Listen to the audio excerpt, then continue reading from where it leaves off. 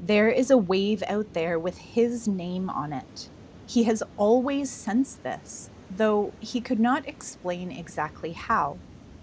And today it rises as though it had been waiting for him. We are Dreamstate stories, and this is The Ocean Remembers. He has surfed this break his whole life. He knows how the point bends the swell into long, clean lines.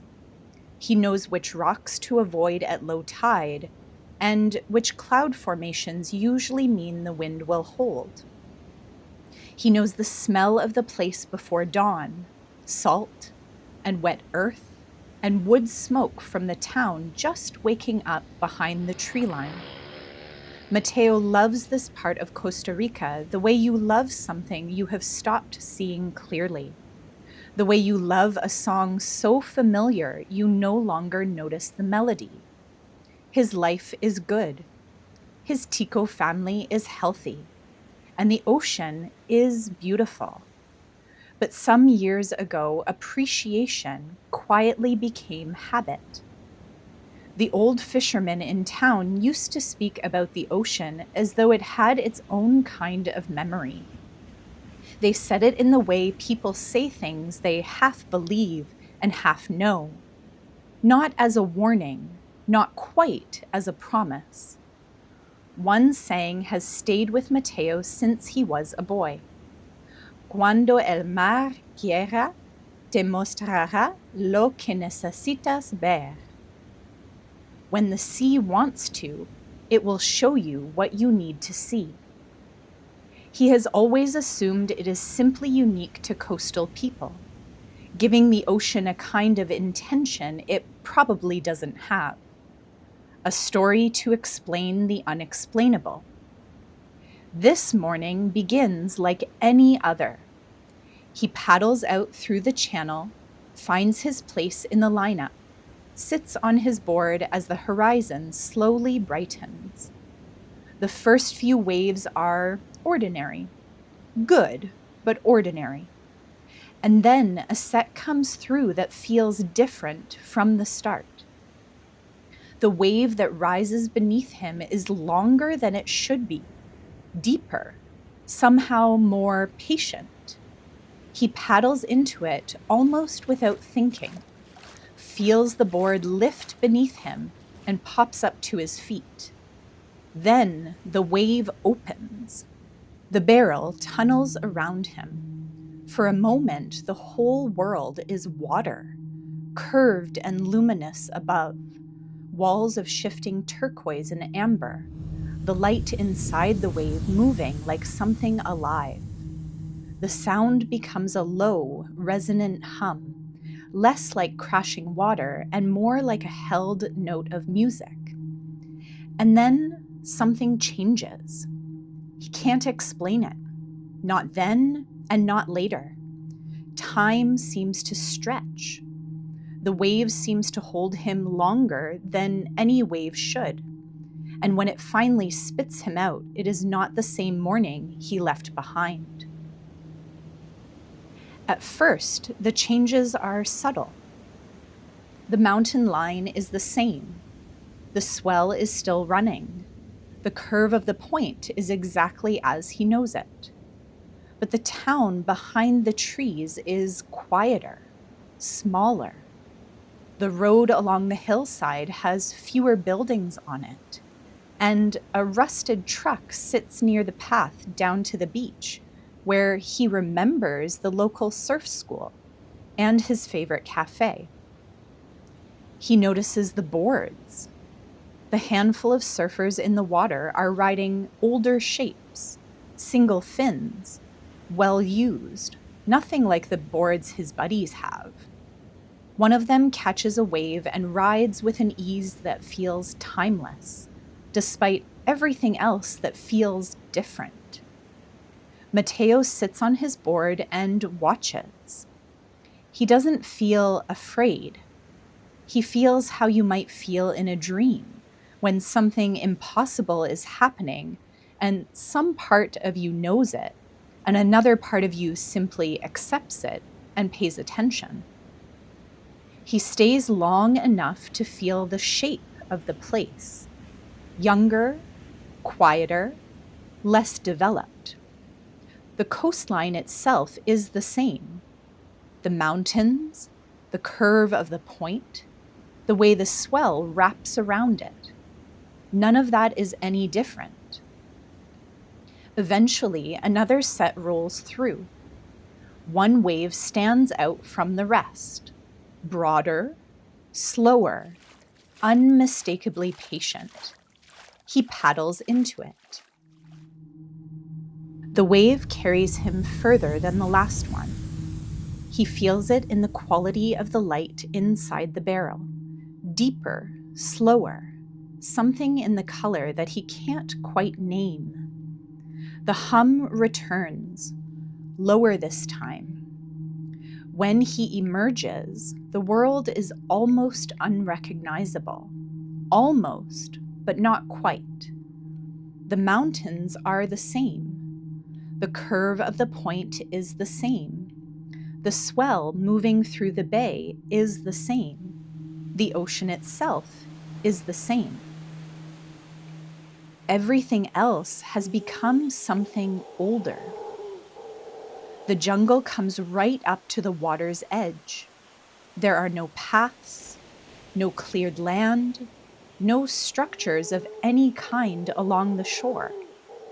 The air feels different, thicker, wilder, full of sound. Birds he has never seen move through the canopy. Something large rustles at the tree line and is gone. And in the water, two people are riding waves. Not on boards as he would know them, on long pieces of wood, rough and unworked, the kind of shape that comes from the forest rather than a shaping bay.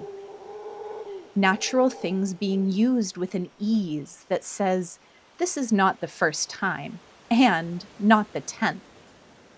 One of them rides a long, glassy wave, completely unhurried, as though the ocean is simply an extension of the land they already know.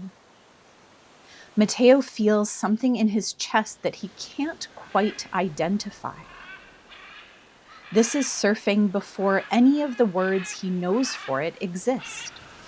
Before the racks in town, the whacks, the competitions, the industry built up around the act of standing on moving water. Before all of that, there is just this: people and waves, and the specific, uncomplicated joy of riding something that is alive. One of them spots him and goes still. There is a moment of genuine wariness, eyes moving from his face to his board and back again, trying to place what they are seeing. Mateo raises his hand in a wave, a long pause. Then the other person raises their hand and waves back. A simple moment of connection and recognition.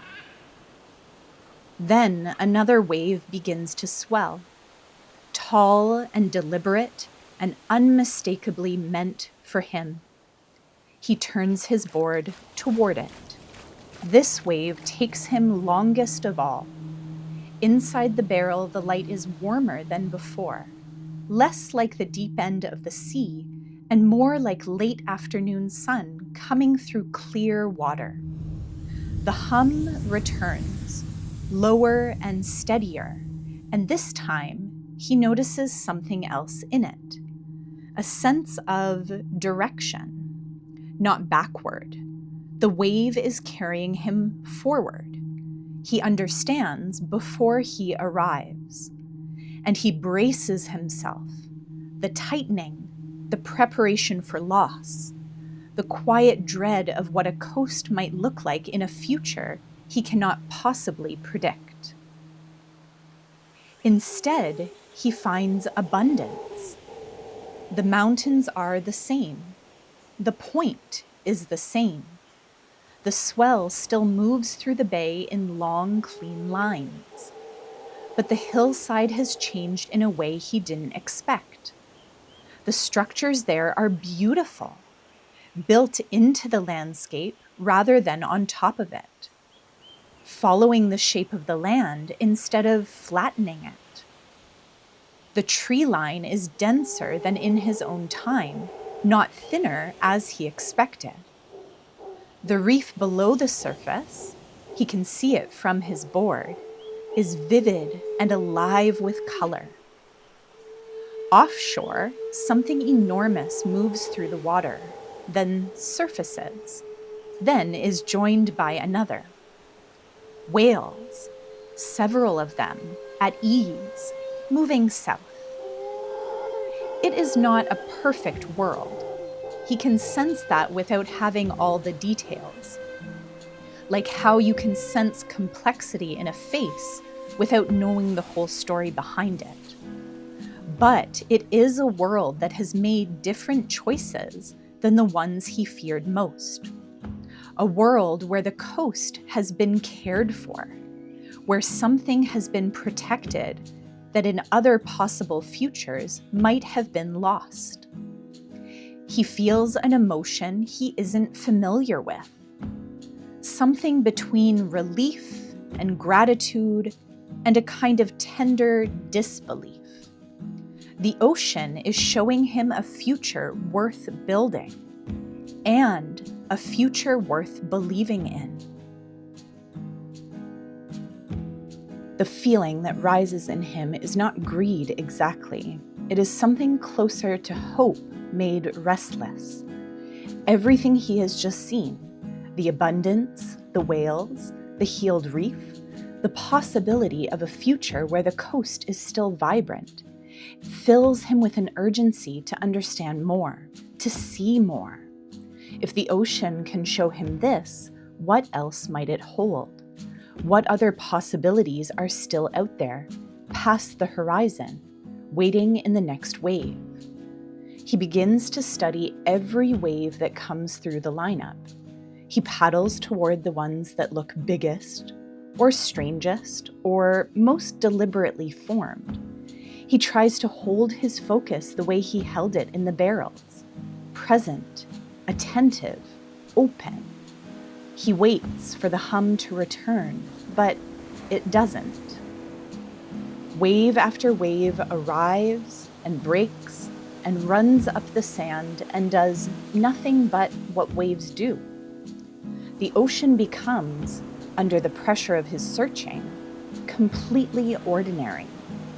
He surfs for hours, or what feels like hours, and gradually the urgency drains out of him, not into frustration, more like how a tide goes out. The wanting simply recedes until there is nothing left of it. And he sits on his board in the late afternoon light with nothing particular left to look for. And so he stops looking. He is mesmerized watching the light move across the water, not searching it, not asking it for anything, just watching it the way you watch a fire, without purpose, without analysis, without needing it to be more than it is. The ocean moves beneath him. Small swells lift him gently and set him back down. A pelican crosses the bay in a slow diagonal and disappears beyond the point. And in the quiet of not looking for anything, something lands in him. The ocean remembers.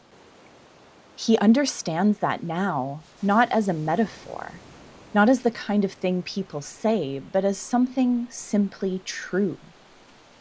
The water around him holds the shape of this coastline across every version of itself. Every storm, every season, every generation that has stood at this shore and looked out at the same horizon he is looking at now. Every possible future that might grow from this place. It carries all of it. And yet, every wave exists only now, only in the moment of its rising and its breaking. The ocean carries memory without clinging to it. It holds the past and the future in the same water that asks every single time, only to be met in the present. Perhaps, he thinks, that is something people can learn to do.